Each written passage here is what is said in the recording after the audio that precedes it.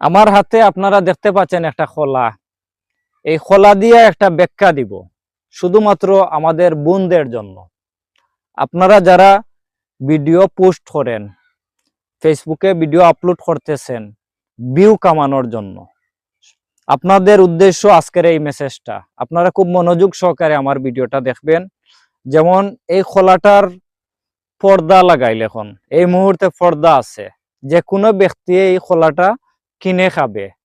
আর যদি এটারে যদি এভাবে চুলানো হয়, চুলানোর পরে যদি কোনো বাজারে এই খোলাটা খোলা মাঠও যদি কেউ বিক্রি করে, কোনো ব্যক্তি এটা কিনে খাবে না, মাগনা দিলেও খাবে না। কেন খাবে না জানেন?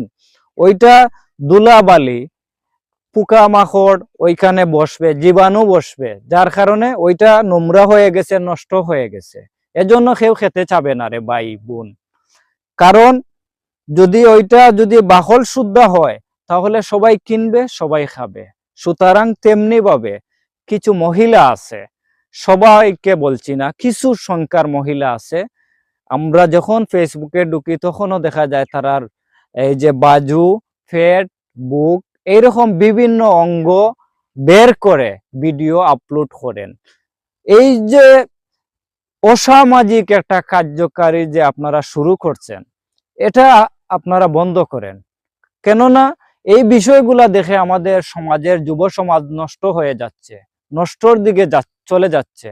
আপনারা যারা আরো তো অনেক বোনরা আছে, তারা তো এভাবে এই খোলার মতন পর্দা করে ভিডিও আপলোড করে, তাদের ভিডিওতে কি ভিউ আসে না? অবশ্য তাদের ভিডিওতে ভিউ আসে।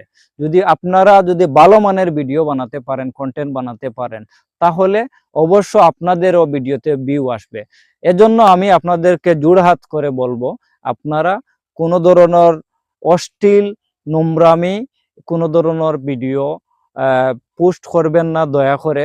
আর এই ভিডিওটা, আজকের ভিডিওটা যদি আপনাদের কাছে যদি ভালো লাগে, তাহলে সবাইকে শেয়ার করে দেখার সুযোগ করে দিবেন। ধন্যবাদ।